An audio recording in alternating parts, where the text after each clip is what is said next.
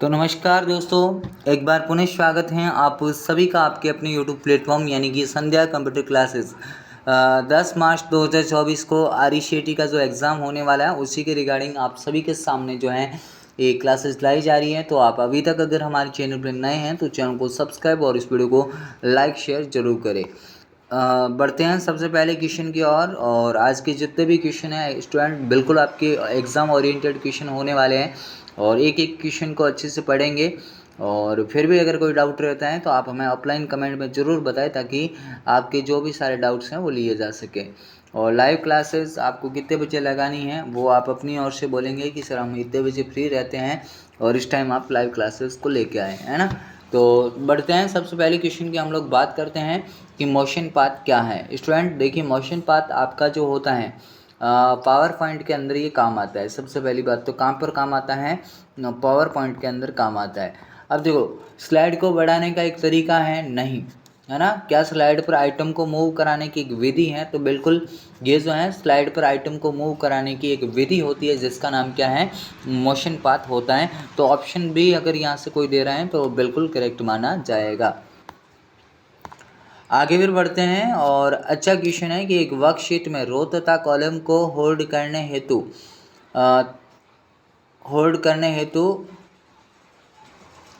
आपसे बोला है कि वर्कशीट में रो तथा कॉलम टाइटल को होल्ड करने हेतु एक ताकि जब वर्कशीट को स्क्रॉल किया जाए तो वे स्क्रॉल न हो, निम्न में से किसका उपयोग किया जाता है।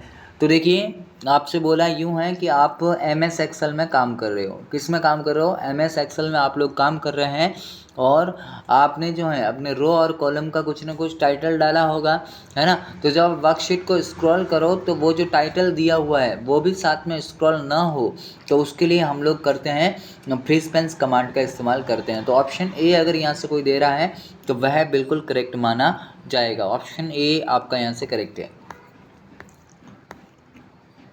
आगे फिर बढ़ते हैं कि माइक्रोसॉफ्ट एक्सेल 2010 में चयनित सेल से एक चार्ट बनाने के लिए कीबोर्ड की कौन सी शॉर्टकट कुंजी का उपयोग किया जाता है। तो स्टूडेंट आपसे बोला ये है कि माइक्रोसॉफ्ट एक्सेल 2010 में आप लोगों को काम कर रहे हैं, है ना। चयनित सेल यानी आपने जो है सेल को सेलेक्ट कर दिया है, उसी से आपको क्या बनाना है, एक चार्ट बनाना है। तो इनमें से कीबोर्ड की कौन सी कुंजी का आप लोग उपयोग करेंगे।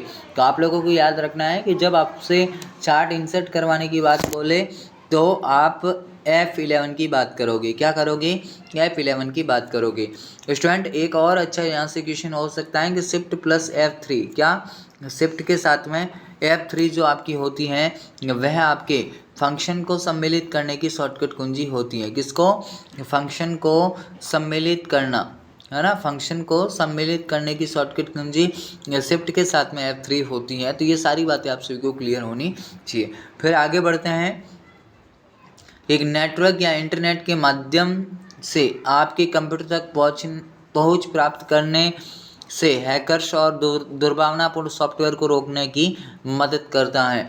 यानी कि एक आपका खाली जगह नेटवर्क है या इंटरनेट के माध्यम से जो है आपके कंप्यूटर पर जो हैकर्स और दुर्भावनापूर्ण सॉफ्टवेयर होते हैं उनको रोकने में आपकी मदद करता है। तो देखिए स्टूडेंट, वैसे आपका यहाँ से करेक्ट आंसर क्या होगा, फायरवॉल आपका यहाँ से बिल्कुल करेक्ट आंसर हो जाता है, क्योंकि जो फायरवॉल है वो आपको नेटवर्क सिक्योरिटी देता है ना। और जब आप इंटरनेट पे काम करते हैं तो जो है हैकर्स और दुर्भावनापूर्ण सॉफ्टवेयर से आपके सिस्टम को बचाने का काम करता है। वैसे जो है नॉर्मली आपके सिस्टम के अंदर जो वायरस से बचाने का काम है वो किसका होता है, एंटीवायरस का होता है। बट इस क्वेश्चन का करेक्ट आंसर आपको इंटरनेट के बारे में पूछा है, इसलिए ऑप्शन ए हो जाता है। नेक्स्ट फिर आपसे बोला है कि MS वर्ड 2010 में फॉर्मेट पेंटर का उपयोग करके विशिष्ट पाठ के प्रारूप की प्रतिलिपि बनाने के लिए उपयोग में किया जाता है।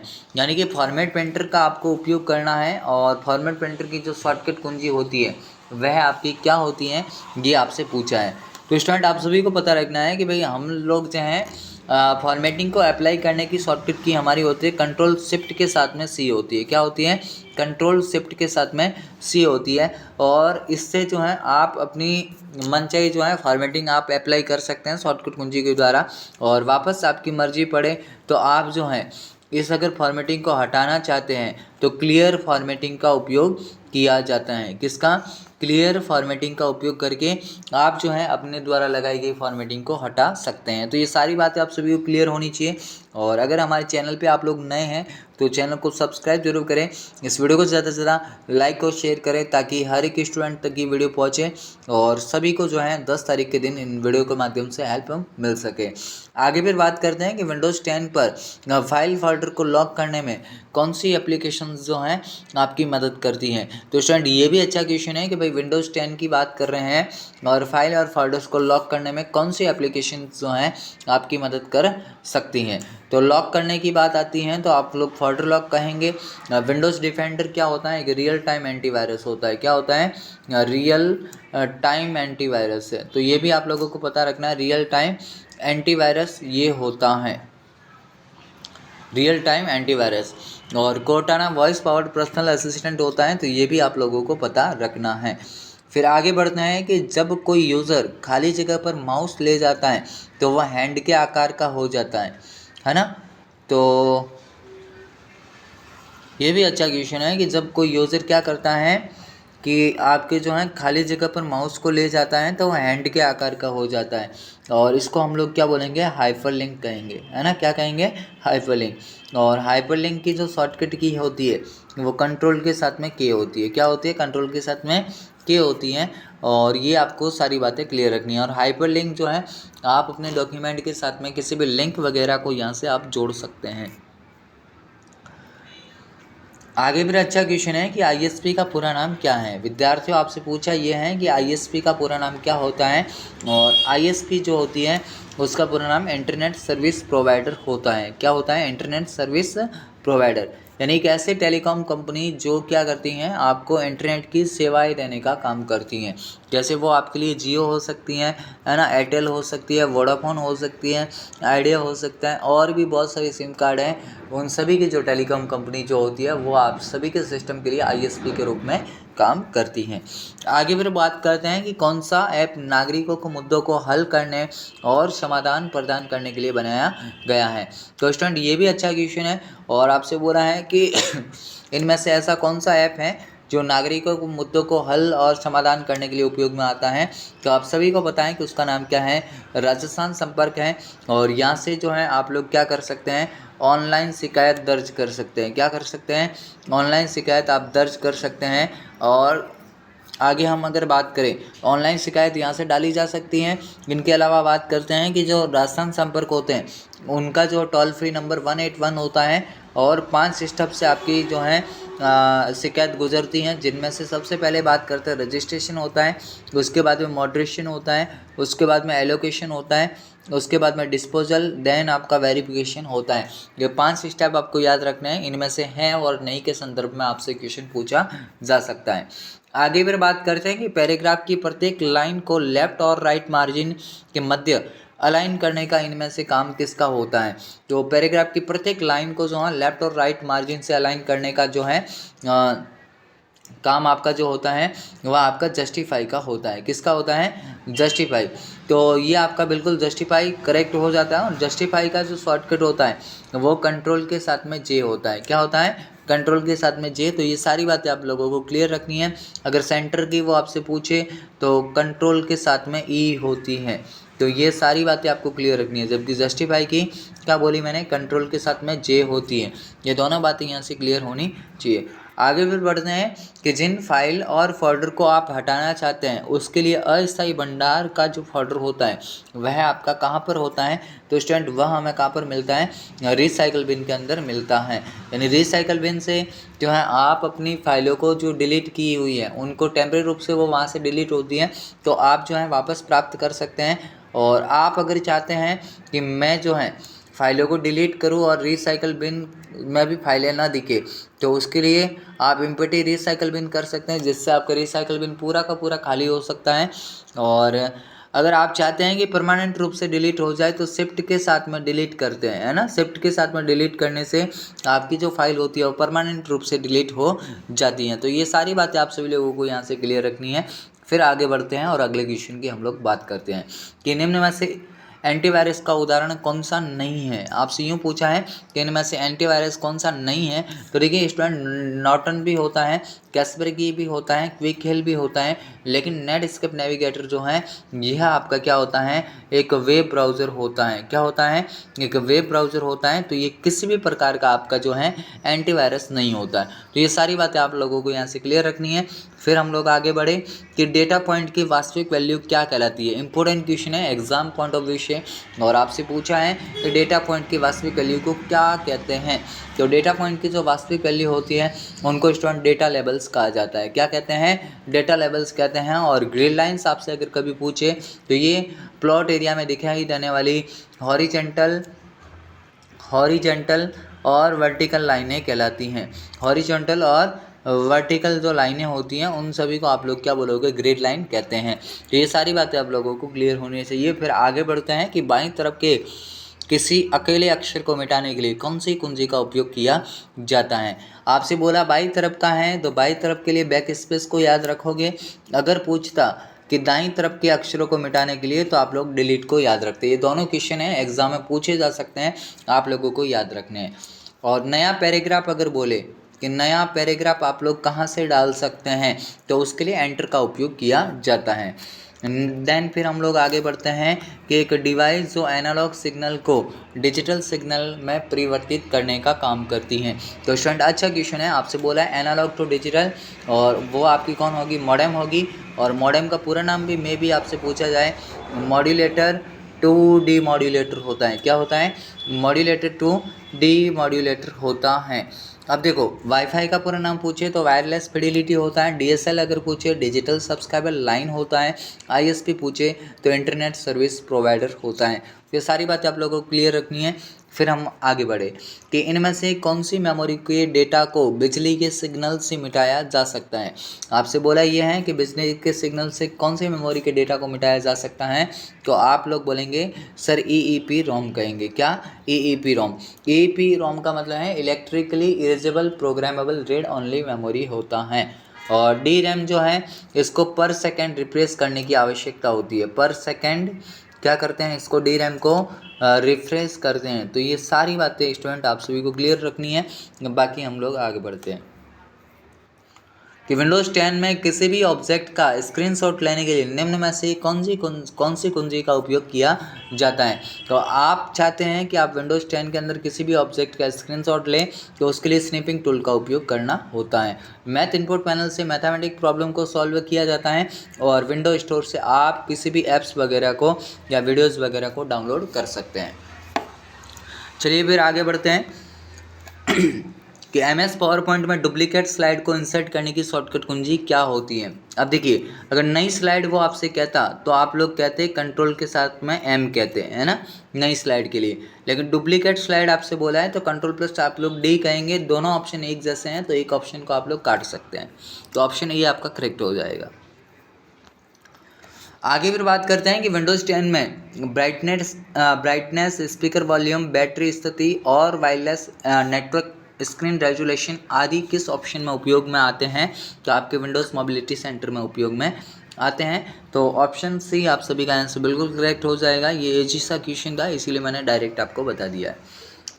आगे भी रहे कि पैराग्राफ को दाईं और बाईं मार्जिन से दूर ले जाने के लिए खाली जगह आपको संदर्भित करती हैं, तो उनको आप लोग क्या बोलेंगे? इंडेंटिंग कहते हैं। क्या कहते हैं?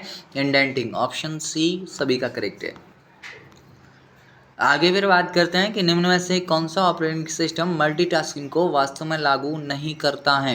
यानी मल्टीटास्किंग का मतलब एक समय में एक से अधिक कार्यों को करना, उसको आप लोग क्या बोलेंगे? मल्टीटास्किंग। और जो है ऐसा कौन सा ऑपरेटिंग सिस्टम है जो कि स्टूडेंट मल्टीटास्किंग को लागू नहीं करता, तो आपका MS-DOS बिल्कुल करेक्ट होगा। देन फिर आगे बढ़ते हैं कि निम्न में से हैंडल डिवाइस के प्रकार हैं। तो हैंडल डिवाइस में आपके फीचर फोन भी आता है, स्मार्टफोन भी आता है, टैबलेट भी आता है। तो आपसे बोला है कि नहीं है में फिर लैपटॉप आपका नहीं होगा, है ना, क्योंकि लैपटॉप को आप हाथों में रख के इजीली इस्तेमाल नहीं कर सकते। बाकी फीचर फोन, स्मार्टफोन, टैबलेट, इन सभी को हाथों में रख के इजीली इस्तेमाल किया जा सकता है, इसीलिए इनको हैंडल डिवाइस कहते हैं। आगे फिर पूछा है कि हॉटस्पॉट के लिए किस कनेक्टिविटी की आवश्यकता होती है। तो आप सभी को पता है वाईफाई की आवश्यकता होती है। ये एक लैन प्रकार का नेटवर्क होता है जिसका पूरा नाम वायरलेस फिडिलिटी होता है और लोकल एरिया नेटवर्क के नाम से इसको जाना जाता है। और ब्लूटूथ का भी अगर पूछे तो पैन प्रकार का नेटवर्क है, यानी पर्सनल एरिया नेटवर्क होता है। आगे फिर पूछा है कि जीपीएस का पूरा नाम क्या है। स्टूडेंट जीपीएस जो है उसका पूरा नाम ग्लोबल पोजिशनिंग सिस्टम होता है। क्या होता है? Global positioning system. अगर आपसे वो जीआईएस पूछता है तो जियोग्राफिकल इंफॉर्मेशन सिस्टम उसका करेक्ट फॉर्म होता है। देन फिर आगे बढ़ते हैं कि पीएनआर स्थिति ट्रैकिंग से क्या अर्थ निकलता है। तो पीएनआर स्थिति ट्रैकिंग का मतलब जो है ये एक इस बात का प्रमाण होता है कि आपकी टिकट को स्थिति को बताने का काम करता है।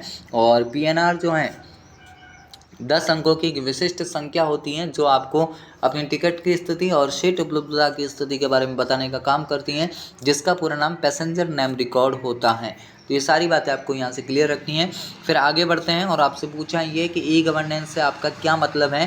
तो ई गवर्नेंस का मतलब होता है इलेक्ट्रॉनिक गवर्नेंस, यानी कि ऑप्शन ए आप सभी का करेक्ट हो जाता है। देन फिर आगे बढ़ते हैं कि गलत युग्म की आपको पहचान करनी है।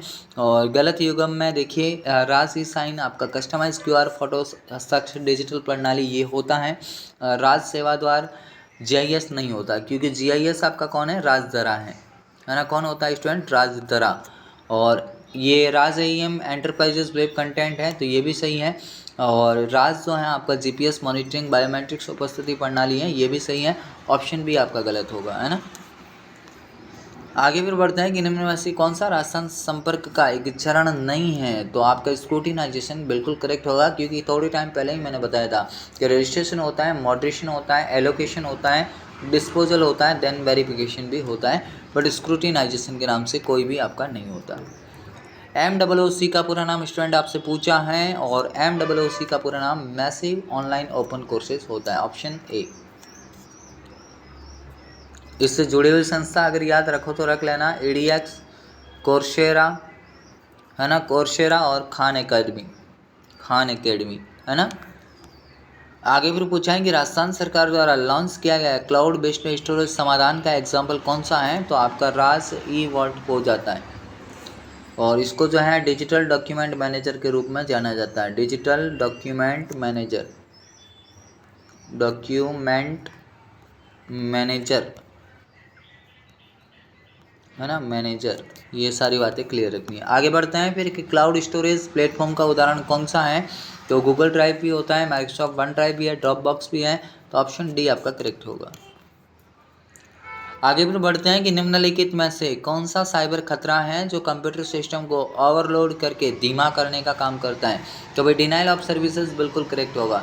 बाकी मेलवेटाइजिंग क्या करता है? विज्ञापन के द्वारा सिस्टम पे अटैक करता है, विज्ञापन द्वारा, है ना। स्पाईवेयर क्या करता है? जासूसी करता है। क्या करता है? जासूसी। तो ऑप्शन सी आपका करेक्ट होगा यहाँ से। आगे फिर है कि किस प्रकार की धारा विश्वासघात का अपराध से संबंधित है। तो कौन सी ऐसी धारा है जो विश्वासघात के अपराध से संबंधित है। तो 400 से है ना। 420 आपकी बोगस धोखाधड़ी है। क्या होती है? बोगस धोखाधड़ी ये। बाकी 400 से विश्वासघात का अपराध है। आगे है कि एक कंप्यूटर का बेसिक यूज़र अकाउंट है जिस पर अभिभावक की नियंत्रण रखा जा सकता है। तो बेसिक यूज़र जब भी पूछे तो स्टैंडर्ड करोगे, अगर विशेष पूछे तो एडमिनिस्ट्रेट करोगे, है ना। ये आप सभी लोग पता रखोगे। आगे फिर है कि निम्नलिखित में से कौन सा एक आउटलुक अकाउंट का प्रकार नहीं है। तो आउटलुक अकाउंट आपके 3 होते हैं। माइक्रोसॉफ्ट एक्सेंज भी होता है, POP भी होता है, IMAP भी होता है, स्टैंडर्ड नहीं होता है। ऑप्शन सी आपका करेक्ट होगा। तो ये थे स्टूडेंट आज के हमारे top most 35 question. I hope आपको सेशन काफ़ी अच्छा लगा होगा। अगर सेशन पसंद आए और वीडियो अच्छा लगा हो तो लाइक शेयर जरूर करें, और चैनल पे पहली बार विजिट किया चैनल को सब्सक्राइब जरूर करें। धन्यवाद। फिलहाल के लिए इतना ही, मिलेंगे एक अगले सेशन के साथ। तब तक के लिए जय हिंद, वंदे मातरम, जय भारत।